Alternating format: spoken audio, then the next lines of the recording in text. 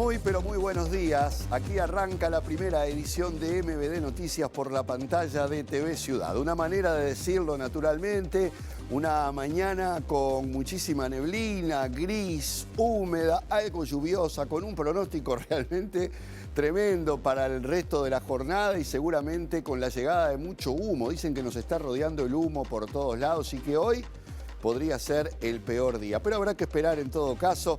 De todas maneras, aquí estamos comenzando esta edición de MBD Noticias con 14 grados de temperatura a esta hora y un 100% de humedad.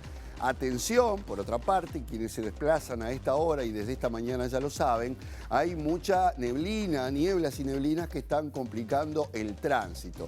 Dijeran los paisanos, machaza hace razón, ¿no? De alguna manera. Bueno, vamos al tiempo entonces. Tenemos a esta hora, decíamos, 14 grados de temperatura, una humedad del 100%. Para el día de hoy se espera una máxima de 21 grados, va a subir la temperatura, la mínima está en los 13, pero estaría nuboso, cubierto con algún chubasco y no mayores precipitaciones. No como las que cayeron ayer por lo menos. Para mañana, miércoles 11 de septiembre, se espera sí un día con lluvias, 16 grados de máxima, 7 grados de mínima y la humedad por supuesto seguirá presente. Mientras que el próximo jueves 12 de septiembre vamos a tener un clima un poco mejor, probablemente con cielo algo nuboso y una máxima de 16, va a bajar un poquito, la mínima se va a ubicar en los 5 grados. Y hay que estar atentos también al factor de la presencia de humo, tal como se ha anunciado, proveniente lamentablemente de los terribles incendios que están azotando buena parte del Pantanal brasileño en el estado de Mato Grosso, también lo que está ocurriendo en Bolivia y parte de Paraguay, en fin, un panorama realmente tétrico si uno lo piensa, de algo que no reconoce fronteras y que ya está afectando a buena parte del continente. Vamos a decirles además que nos pueden ver por la señal de aire 6.1 de TV Ciudad en las plataformas tvciudad.uy y a través de YouTube y también a través de 107.7 Uniradio en FM, la radio de la Universidad de la República. Con ese panorama, y además que hoy juega Uruguay, ya vamos a estar hablando su segunda fecha por las eliminatorias, por lo menos en este ciclo, ante Venezuela en la ciudad de Maturín. Vamos a empezar a repasar algunas de las principales cosas que están ocurriendo en esta jornada y lo que se prevé también en materia política. Vamos con el Frente Amplio, que va a presentar esta mañana en la Cámara de Senadores una moción grave y urgente para que se trate el proyecto de garantías para la primera infancia y adolescencia, que es un tema que ha propuesto la diputada Lustenberg y que ha quedado allí trancado. Y esta semana además termina el periodo parlamentario. Por tanto, si esto no se aprueba ahora, deberá esperar la próxima legislatura para ser tratado. En otro orden de cosas, la Asociación de Defensores Públicos del Uruguay se pronunció en contra de otro tema candente, que es la habilitación de allanamientos nocturnos que se va a plebiscitar con las próximas elecciones y en este caso esta asociación, reitero, de defensores públicos del Uruguay está en contra de esa posibilidad. Un conjunto de organizaciones, por otra parte, sociales, políticas y culturales, y nos vamos a otro tema, van a desarrollar una serie de actividades reclamando que la casa donde vivía y fue secuestrada Elena Quinteros, y que por supuesto permanece desaparecida, es una de las figuras más emblemáticas por todo el entorno que tuvo su situación, bueno, pase a ser un sitio de la memoria. Ya hace casi 50 años de este episodio y este lugar sigue siendo lamentablemente un lugar emblemático por todo lo que le rodea y por eso estas asociaciones y este grupo de personas están impulsando que ese lugar también sea recordado para tener presente los acontecimientos del pasado reciente. Y ahora vamos a volver a hablar, como decíamos al comienzo, del humo que dicen va a afectar toda la región.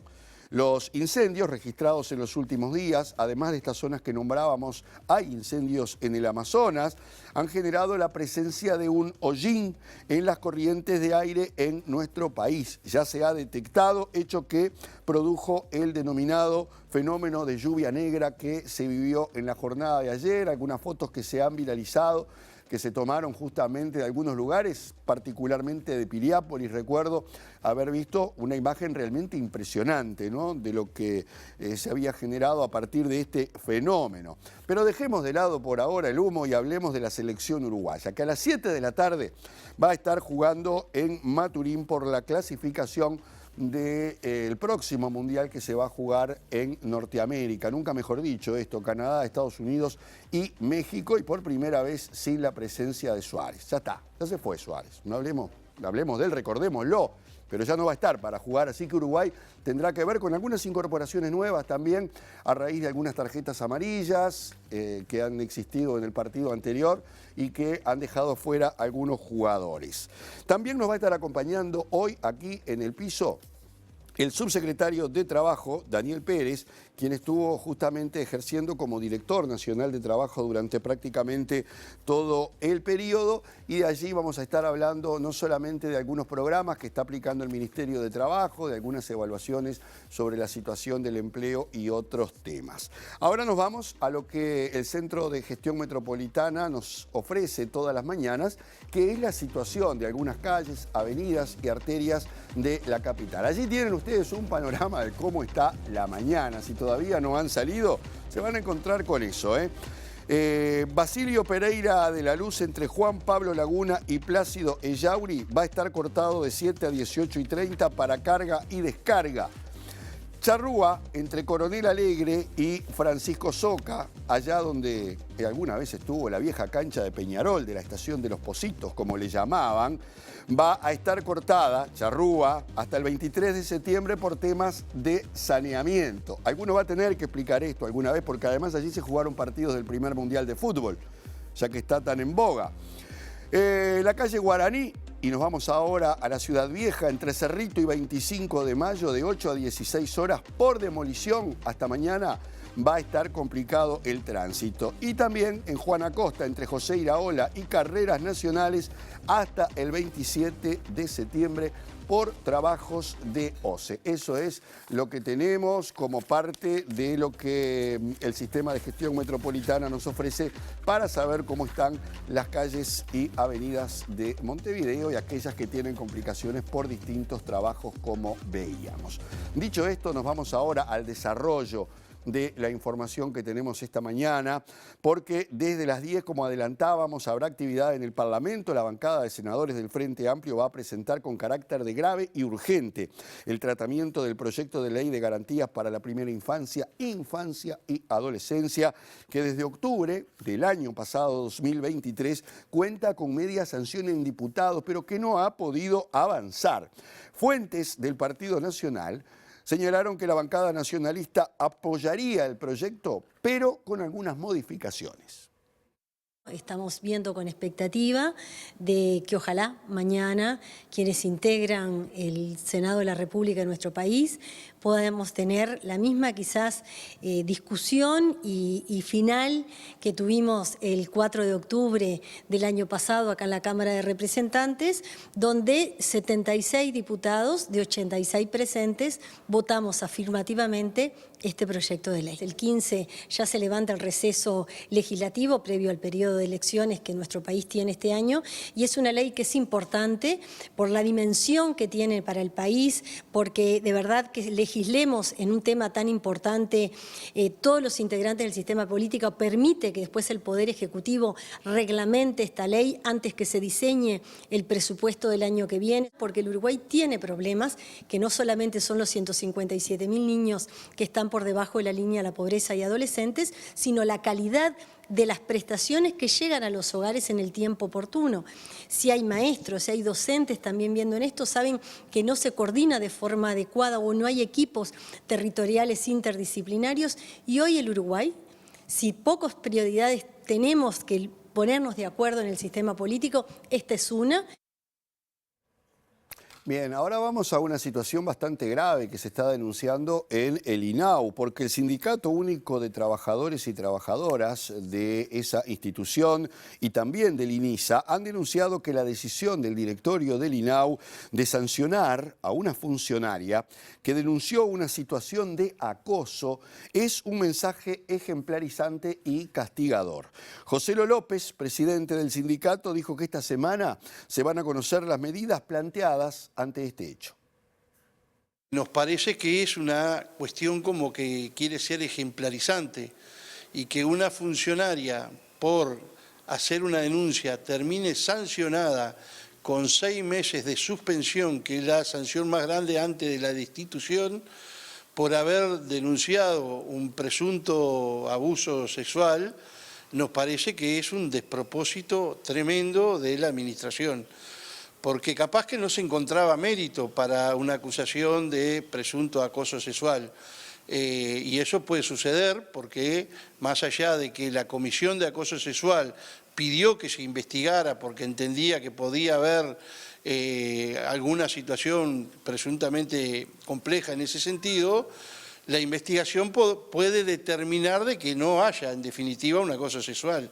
Ahora, eso que implique después una sanción a la persona que denunció, realmente es muy compleja la situación y nos parece que es un despropósito de la administración que a esta altura ni siquiera nos sorprende porque están pasando tantas cosas raras en el INAU que lamentablemente esta situación se enmarca dentro de todas las irregularidades que hay en la administración, ¿no? El miércoles habrá una asamblea de mujeres afiliadas al sindicato y recibirán asesoramiento jurídico, por lo que el jueves habrá noticias con respecto a las medidas que tomarán. Y lo decíamos en el adelanto que la Asociación de Defensores Públicos del Uruguay está rechazando la propuesta de plebiscitar los allanamientos, mejor dicho, la propuesta que se va a plebiscitar de allanamientos nocturnos a través de un comunicado. La presidenta de este gremio, Carolina Camilo, expresó que le preocupa la iniciativa porque no se considera el entorno del hogar ni la presencia de niños, niñas y adolescentes a la hora de los allanamientos. Vemos con preocupación que hoy en día se esté discutiendo, ¿no?, la posibilidad del allanamiento nocturno a hogares sin la profundidad de vida que tiene que ver el impacto que esta medida, que es una de las medidas más extremas que el Estado tiene sobre las personas, como es el ingreso a su hogar y sobre todo en las horas de la noche, pueda tener sobre la población. Específicamente nos preocupa porque la propuesta sobre todo tiene que ver con la atención al microtráfico.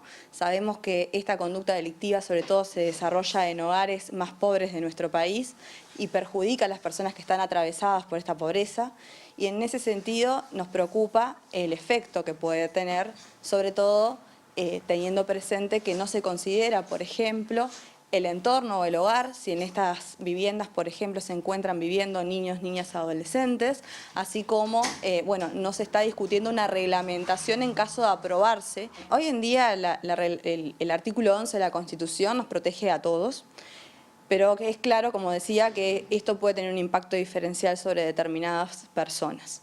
Nosotros entendemos en primer lugar que una de las propuestas que traemos es la filmación de estos procedimientos a través de las cámaras GoPro. Es un reclamo que la asociación viene haciendo hace bastantes años y entendemos que esto daría garantías a la policía, ¿no?, cuando se denuncia, por ejemplo, una irregularidad en el procedimiento y también a nuestros patrocinados para nosotros poder hacer el contralor debido de si esa medida estuvo llevada a cabo de forma correcta.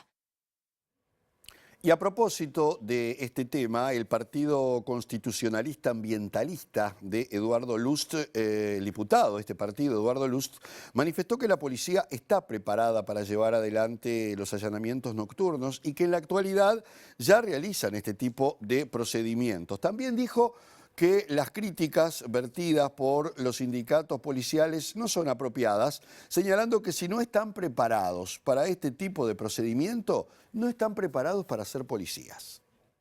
Es una herramienta más que tiene el Poder Judicial, que la usará o no. La policía está preparada para hacer allanamientos. Está preparada porque los propios sindicatos denotan lo contrario, o han señalado lo contrario. Bueno, pero creo que el sindicato, en el Uruguay los sindicatos públicos son muy especiales. Los sindicatos uruguayos, los empleados públicos, nunca van a hablar bien del servicio que prestan. Yo no tengo noticia que hablen bien del servicio, generalmente hablan mal. Viven de ellos, pero estos son los primeros en hablar mal. Entonces yo le pregunto al sindicato, a la policía y a los otros, ¿la policía no hace allanamientos hoy? La policía hace allanamientos permanentemente. El ministro del Interior, actual doctor Martinelli, pasa compartiendo videos donde va él mismo con efectivos policiales a realizar allanamientos. Y yo no veo que ninguno haya fracasado. No es lo mismo el día que la noche, pero la policía está preparada para trabajar de noche también, así que eso no es una razón válida. Además, otra cosa, si usted entra al servicio de la Policía Nacional, sabe que dentro del paquete está esto. Entonces, no puede decir no estoy preparado, porque entonces no está preparado para ser policía. Y está claro que estos allanamientos nocturnos van a tener una ligazón muy importante con el narcotráfico, que es justamente uno de los objetivos a combatir dentro de estas propuestas. Y hablando del narcotráfico, el politólogo e investigador de la UDELAR, Diego Luján, dijo a Lado E, aquí en TV Ciudad, que si bien aún no hay una conexión detectada entre el narcotráfico y el sistema político, se deben construir consensos para blindar al país ante el riesgo de corrupción en los partidos políticos. La seguridad está muy vinculada con la penetración que tiene el narcotráfico en nuestra sociedad, en nuestras sociedades. Eso desde el punto de vista electoral es importante porque la gente premia y castiga gobiernos, entre otras cosas, y cada vez más principalmente a partir de su gestión en materia de seguridad pública, ¿sí? El Frente Amplio lo sufrió en la elección pasada, probablemente este gobierno lo vaya a sufrir también, hay que ver en qué grado. Ese es el primer punto, ¿no? El impacto social que tiene con el aumento del crimen. El planteo del investigador está en la necesidad de prevenir la relación entre el narcotráfico y la política. Después de hacer la salvedad que no hay pruebas que en Uruguay exista una conexión, remarcó que no hay condiciones de blindaje e insistió en la necesidad de acuerdos que trasciendan los gobiernos.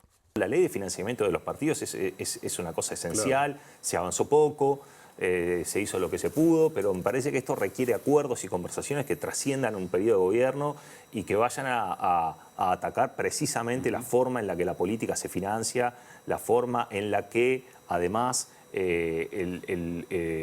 digamos, el sector financiero es más o menos permeable para operaciones de lavado de dinero. Me parece que hay muchas cosas para hacer, hay una agenda importante que gane quien gane el gobierno va a tener necesariamente que encarar si es que la política está interesada en atarse las manos y decir por ahí no es y mostrarle a la sociedad que la política es una cosa muy distinta del narco y del lavado de activos. El ministro de Defensa Nacional, Armando Castaíndebat, va a comparecer hoy ante el Parlamento para referirse al último viaje que se realizó al Congo, en África, donde Uruguay participa en las misiones de paz. Pero lo va a estar esperando otro tema que sigue siendo muy discutido y que genera mucha polémica. Ustedes ven allí las famosas lanchas, por lo menos una imagen de lo que serían las lanchas que ha mandado construir o que pretende construir Uruguay, porque la senadora del Frente Amplio, Sandra Lasso, dijo que le van a pedir justamente al secretario de Estado que haga una parte para informar sobre el proceso de adquisición de las patrulleras oceánicas que el país encargó al astillero español Cardama y que ha tenido muchos problemas para seguir adelante con esta operación. Tenía que haber habido una comisión de defensa. En la última, nosotros planteamos, más allá de que el tema que se trataba era otro, quisimos dejar constancia en actas de que seguíamos muy preocupados con este tema, que lo habíamos seguido muy de cerca y que queríamos tener alguna información. No tuvimos la oportunidad de tener, no fue convocada la comisión y tú sabes que esta es la última semana de actuación parlamentaria, por lo tanto, estamos en ascuas, pero seguimos teniendo las mismas dudas que teníamos, agravadas por la situación que se dio, ¿no? Aquellos avales que no se conseguían, ahora parece que milagrosamente aparecieron y bueno, desconocemos cómo se va a tratar este tema. Pero no hay un plazo para estudiar esos avales que fueron presentados. Bueno, sí, supongo que sí, pero no tenemos información oficial que me parece que es la que merece, en este caso, el Parlamento, ¿no? Este martes el ministro de Defensa, Armando Castaíndebat, comparece ante el Parlamento. En ese marco, la senadora Lasso enfatizó que hay que dotar a la Prefectura Naval de recursos porque Uruguay no es una isla ante el peligro del narcotráfico. Vamos a hacer un informe sobre lo que fue el viaje que llevó adelante una delegación que integramos a la misión MONUSCO en Congo. Y no, salvo que haya una parte del actual ministro para informar qué pasó, nosotros no hemos tenido una comunicación oficial.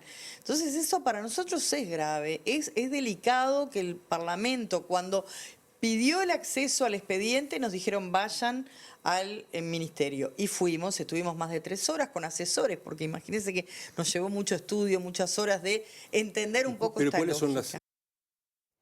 Bien, y hoy salimos tempranito del estudio para encontrarnos con Juliana Perdomo, que está en el puerto de Montevideo, a raíz de un hecho lamentable que fue la muerte de un trabajador y que ha motivado que a partir de las 10 de la mañana el sindicato portuario esté llevando a cabo una paralización. Juliana, buen día, te recibimos.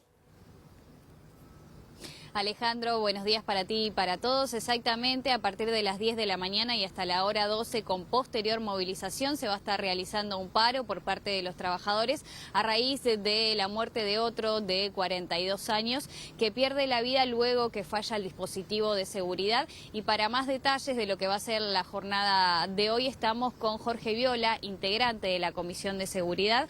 Muchísimas gracias por recibirnos. Bueno, una primera reflexión de lo que sucedió y en qué contexto se da la pérdida del trabajador. Bueno, este hecho lamentable sucede el día viernes, alrededor de las 18:30. Nosotros tomamos conocimiento a partir de las 7 de la mañana del otro día.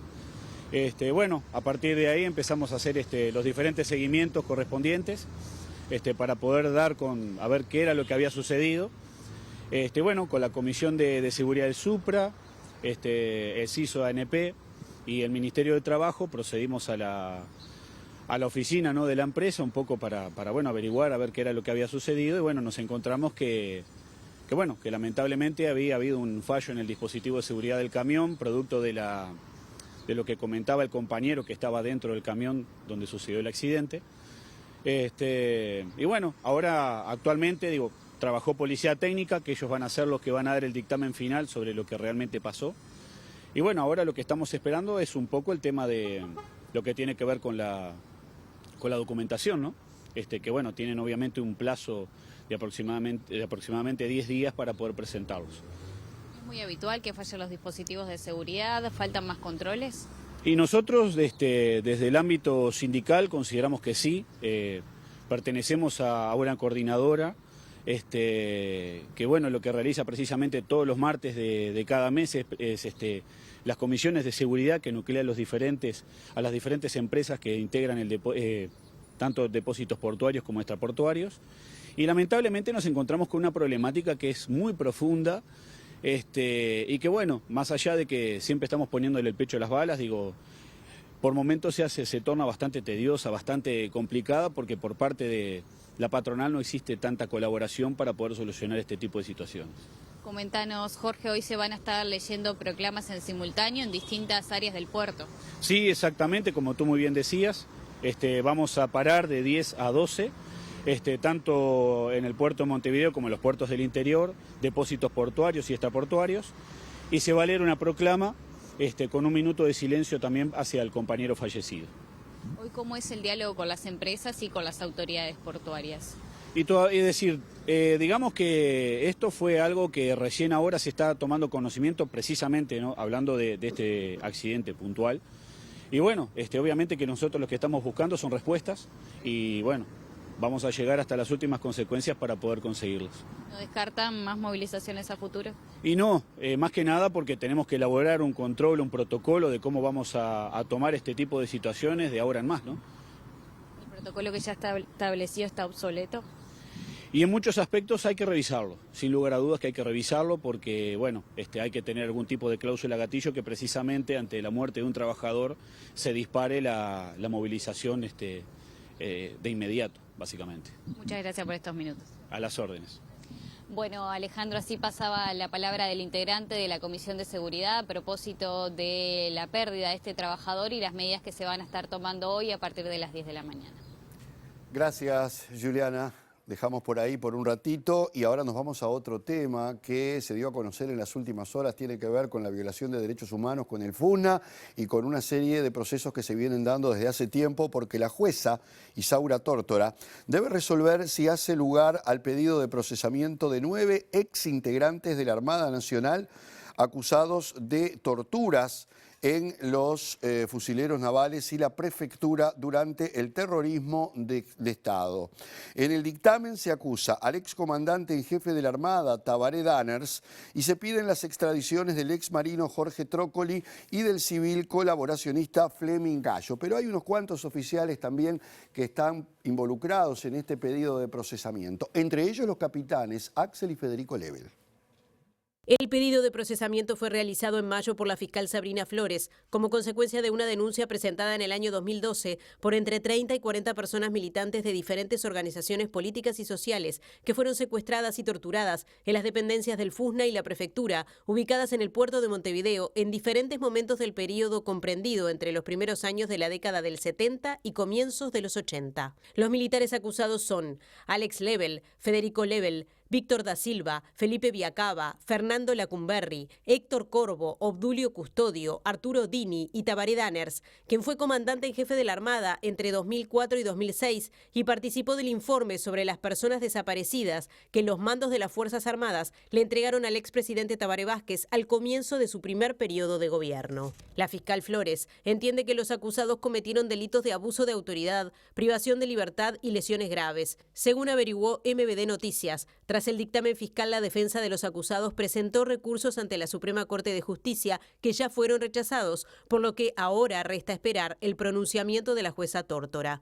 Además, también por esta causa, la fiscal Flores pidió la extradición del capitán de navío Jorge Trócoli, quien cumple condena a cadena perpetua en Italia, y del civil Fleming Gallo, quien tras militar en la Unión de Juventudes Comunistas pasó a ser colaborador de la dictadura y vive en España. Como la denuncia fue presentada en 2012, la causa se desarrolla bajo las normas del viejo Código del Proceso Penal. El fiscal especializado en crímenes de lesa humanidad, Ricardo Percivale, se excusó de actuar en este caso por conocer a una persona involucrada.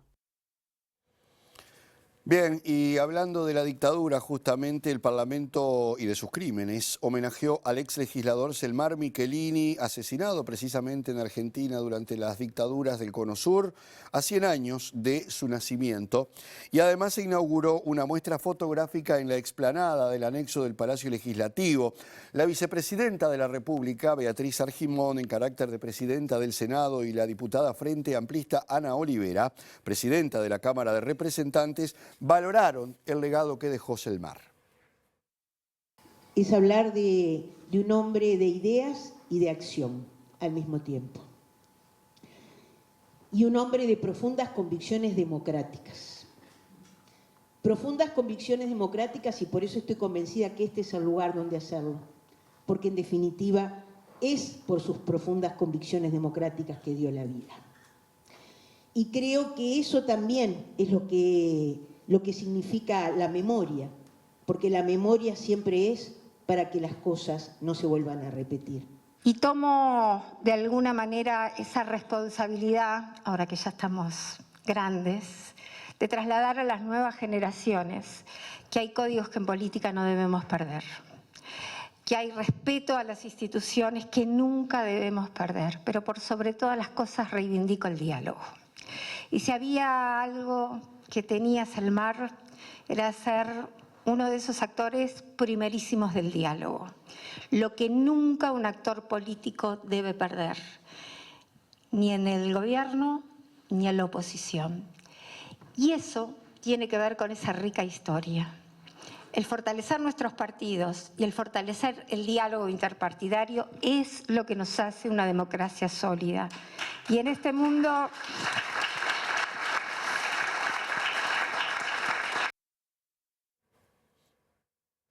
Y hablando de aniversarios, ayer se cumplieron 79 años del nacimiento de Elena Quinteros, quien permanece desaparecida tras ser secuestrada por la dictadura cívico-militar hace 48 años. Tenía 31 cuando fue secuestrada y desaparecida. Durante este mes, un conjunto de organizaciones sociales, políticas y culturales también van a desarrollar una serie de actividades y van a reclamar que el domicilio de la víctima pase a ser un sitio de la memoria. Un conjunto de ciudadanos han planteado a la Comisión de Sitios de la Memoria que la casa en la cual vivía Elena Quinteros y fue secuestrada por primera vez el 26 de junio del 76 por el Ejército, esa casa, aunque parezca mentira, hoy sigue en manos de las Fuerzas Armadas. La fuerza que la secuestró se ha quedado prácticamente en propiedad con esa casa. Hay un reclamo que me parece que el conjunto de la sociedad estará acompañando, es que ese lugar donde se resistió la dictadura, donde dos maestras como Elena Quinteros y Alma Rodríguez desarrollaban tareas de propaganda en la época más dura del terrorismo de Estado, se convierta en un sitio de la memoria. Pero para eso tiene que haber un paso previo, que el ejército que la secuestró hace 48 años la entregue. Nos parece absolutamente indignante que hoy aún sigan teniendo las fuerzas represoras que cometieron y que siguen cometiendo crímenes de lesa humanidad, porque la desaparición forzada es un crimen vigente, una propiedad, una casa como botín de guerra de ese crimen. Bien, vamos a hacer una pausa y posteriormente vamos a estar recibiendo aquí al subsecretario de Trabajo, Daniel Pérez, para hablar justamente de distintos programas del Ministerio y también del empleo en esta última etapa del gobierno.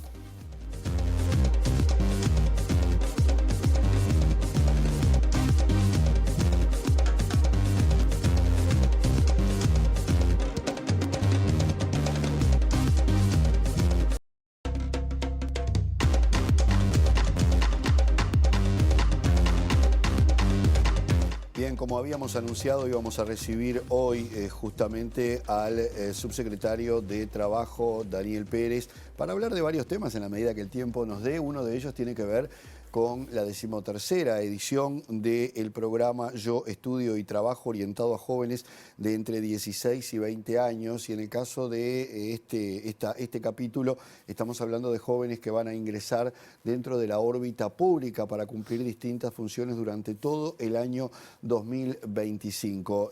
Pérez, bienvenido, un gusto tenerlo con nosotros. Buenos días, mucho gusto. Bueno, vamos por la 13ª edición. ¿Qué cantidad de jóvenes se han inscrito para este periodo? Y hablábamos antes de comenzar la nota de explicar un poquito que lo que se abre ahora es el periodo para las personas que van a estar en la órbita pública, que hay otro capítulo que está destinado a quienes están en la privada, por ejemplo. Sí, exactamente. Ya este año hicimos la primera edición del programa Yo Estudio y Trabajo en el sector privado y ya han ingresado los primeros jóvenes, no han ingresado todos, van a seguir ingresando en el transcurso del año, pero estamos haciendo ahora, como decía, la edición, que es la 13ª. Este programa ya tiene 12 ediciones anteriores, que es para el sector público, que ofrece en esta ocasión 720 becas en 55 localidades del país, y no tengo los últimos datos porque cerraban ayer en la noche, pero más de 20.000 jóvenes se han inscrito para esta nueva edición, lo cual es una cifra que es la normal, ¿no? ¿Cómo se hace la selección? Porque claro, todos tienen una expectativa, pero hay un cupo limitado, digamos, ¿no? Sí, justamente lo que no hay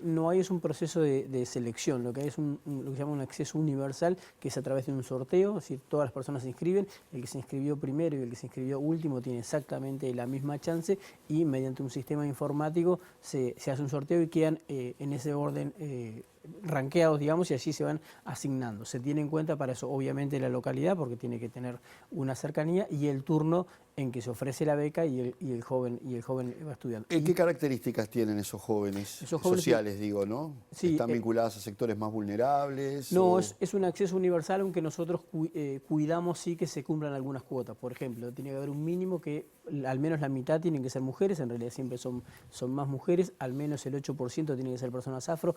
En los últimos 3 años han sido el 10%, han sido personas afro, al menos el 4% tienen que ser personas con discapacidad, 2% tienen que ser personas trans, y más del 13%, por lo menos, tienen que ser de programas de INAU o de MIDES, justamente porque buscamos también atender a la población más vulnerable. Trata de ser abarcativo. ¿Y se ha incrementado el número de inscriptos con el paso del tiempo? Es decir, ¿ha generado expectativas este fenómeno? ¿Ha funcionado efectivamente? No, no se ha incrementado el número de inscriptos, es más o menos igual. Solo en 2020, el año de la pandemia, sí hubo un crecimiento muy importante que superó los 40.000, pero si no se mantiene normalmente en el entorno de 25.000, pero los resultados que tenemos sí son son resultados buenos, al menos la evaluación que hizo el Banco Mundial sobre el programa ya hace unos años atrás indica que quienes pasan por el programa tienen una mejor trayectoria laboral, es decir, luego de pasar el programa tienen una mejor inserción laboral y mejores salarios, y en el caso de las mujeres incluso reducen la brecha de género. Las mujeres que pasan por el programa tienen niveles de salariales a los varones que no pasan por el programa, y lo mismo en continuidad educativa, lo que muestra es que tienen mejor continuidad educativa quienes pasan por el programa que quienes no pasan. Y se muestra además que no hay gente que deje de estudiar por trabajar. De hecho, en la práctica es un requisito excluyente que se siga estudiando. Que siga estudiando por lo menos mientras dure la beca. Lo que se ve que en general o cambian los horarios o alguna modificación porque, claro, obviamente están trabajando y estudiando. Bueno, el programa tiene una carga laboral de entre 20 y 30 horas semanales, y me refiero a esto porque desde hace un tiempo se viene hablando y proponiendo la reducción de la jornada laboral a todos los niveles, por supuesto. En este año electoral algunos candidatos han puesto sobre la mesa el tema. El ex candidato colorado, Tabaré Viera, fue el primero en lanzarlo. El Frente Amplio lo tenía incorporado en su programa. El ex ministro y candidato del Partido Independiente, Pablo Mieres, y también ex ministro de Trabajo, dijo que no era viable sin una mejora en la productividad, y sin embargo en otros países se dice que está funcionando este tránsito, podríamos decir, de una situación a la otra. ¿Cuál es su visión con respecto a Bueno, esto? yo comparto, yo soy del Partido Independiente también, pero comparto la visión que tiene el ex ministro Pablo Mieres de que es imposible no discutir esto sin discutir la cuestión de productividad. Nosotros imaginémonos un pequeño comercio que tiene 2, 3 funcionarios y vende X cantidad de dinero, factura X cantidad de dinero. Si yo reduzco la jornada laboral, automáticamente tengo que decir que en menos tiempo tengo que vender exactamente lo mismo. Entonces, si no logro hacer esa productividad, lo que va a pasar es que se van a perder puestos de empleo, van a haber empresas que cierren. Los sectores en Uruguay no son todos iguales, yo creo que hay que discutirlo. Esto es bien una cuestión de diálogo social y de discusión tripartita y mirar sector por sector, pero no solo los sectores, también hay que mirar dónde están localizados. No es la misma la productividad y la capacidad que tiene una empresa de Montevideo que una del interior, no es la misma la de una empresa que está al sur del Río Negro que una la que está al norte del Río Negro. Entonces eso me parece que hay que mirarlo bien. No puede ser lineal, dice usted. No, yo no creo que pueda ser lineal. Eso, bueno, en el mundo no ha sido lineal, no ha sido general, siempre han habido estudios por sectores y además en plazos importantes de tiempo. Yo que sé, por ejemplo, el caso de Corea tuvieron un proceso de más de 7 años. En muchos casos eran reducciones de 1 hora y se va probando y después se va haciendo. En algunos casos, incluso esas reducciones de 1 hora han sido con reducciones de salario también, que no es lo que se está planteando en este caso. Entonces, si queremos hacer una rebaja a la jornada laboral sin rebaja de salario, que yo creo que me parece que ese es un buen postulado y al que yo creo que hay que aspirar, pero hay que hacerlo ordenadamente, hay que hacerlo de modo prolijo, hay que discutir sector por sector para justamente ver de que no se afecte la productividad, porque eso si no lo que puede terminar costando son puestos de empleo. O sea, que la idea sería no aprobarlo a la carrera, sino dar todo un debate, pero en principio, por ejemplo, estaría de acuerdo en ir paulatinamente probando, digamos, ¿qué deja esa reducción laboral? Yo creo que hay que hacer es acuerdos entre trabajadores y empresarios. Yo creo que es una discusión bien para el marco del Consejo de Salarios, e ir mirando en cada uno de los sectores, ir viendo. Hay sectores que capaz que pueden estar haciéndolo ya o lo pueden estar haciendo paulatinamente y otros hay que verlo. Imagínense, por ejemplo, hay empresas como las empresas de acompañantes, ¿no? que cuidan a personas en un sanatorio, por ejemplo, atienden pacientes de toda la semana. En realidad yo le reduzco la jornada laboral al trabajador, pero al paciente lo tengo que atender porque necesita cuidado. Entonces, esos esquemas hay que mirarlos muy bien. Entonces, no es una cosa que sea homogénea, que uno dice, bueno, bajamos y nada más.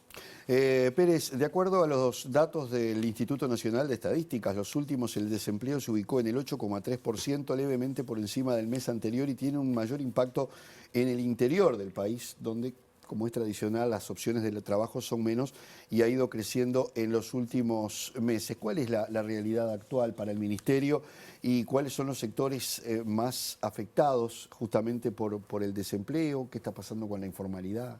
Sí, ¿Está relacionado? Sí, para empezar por la última parte, la informalidad está en el 21,4 y en el año pasado fue en 21,3. En realidad está 3,5 puntos por debajo de todo el periodo pasado, entre 2015 y 2019, osciló entre 24,6 y 24,9, o sea que está más baja la informalidad, en ese sentido hay una mejor calidad de puestos de empleo, y en términos de empleo también estamos en una situación mejor. El último dato de julio de este año del INE indica que si yo comparo la cantidad de personas trabajando en julio de 2024 con las que están trabajando en julio de 2019, hay 120.000 personas más trabajando en esto. Entonces hay claramente una recuperación de los puestos de empleo.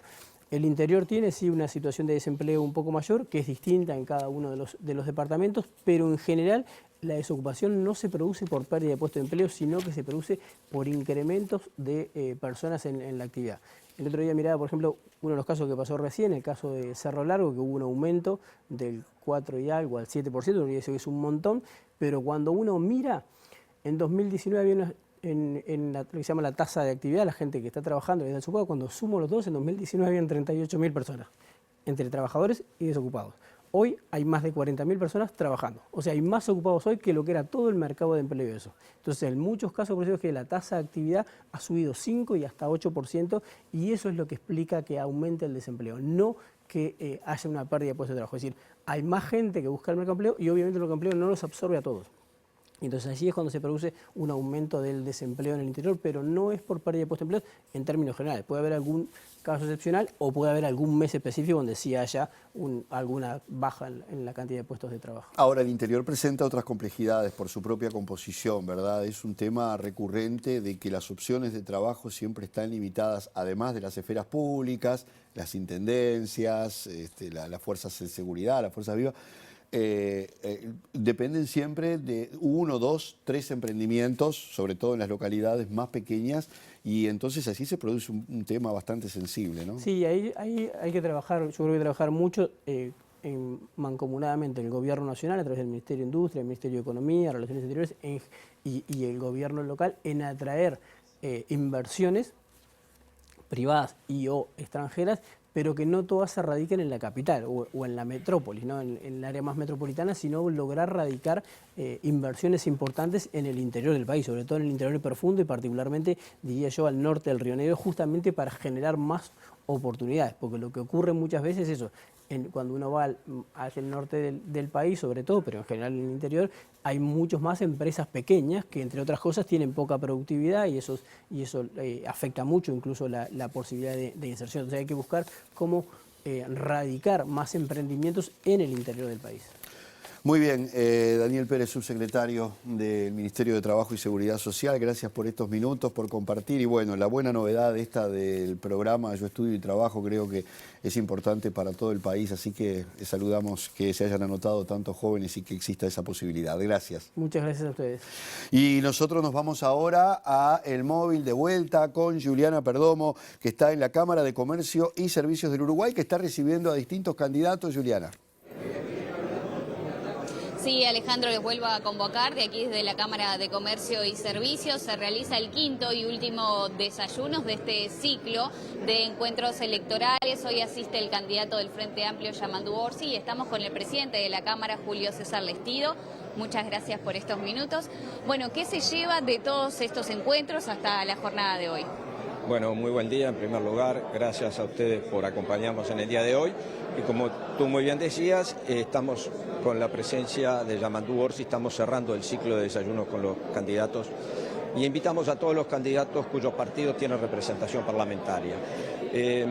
Nosotros nos vamos, cerramos el ciclo muy contentos porque tuvimos la oportunidad de prácticamente 5 semanas, recibimos un candidato por semana, la posibilidad de dialogar, donde nosotros básicamente el concepto era nosotros poderle presentar, que ya se lo habíamos presentado en mayo en nuestro documento Un Pacto por la Patria, que se lo hicimos llegar a todos los presidentes de los partidos políticos, se lo dimos y bueno, es un poco dialogar sobre eso. ¿Qué es el Pacto por la Patria? Bueno, nosotros ahí plasmamos en ese documento los temas que entendemos nosotros que son prioritarios, que el Uruguay debe abordar. No quiere decir o seguir abordando, no quiere decir que no los ha abordado, que sino que debemos abordarlo con una velocidad un poco más rápida de la que veníamos hasta ahora. ¿Por qué?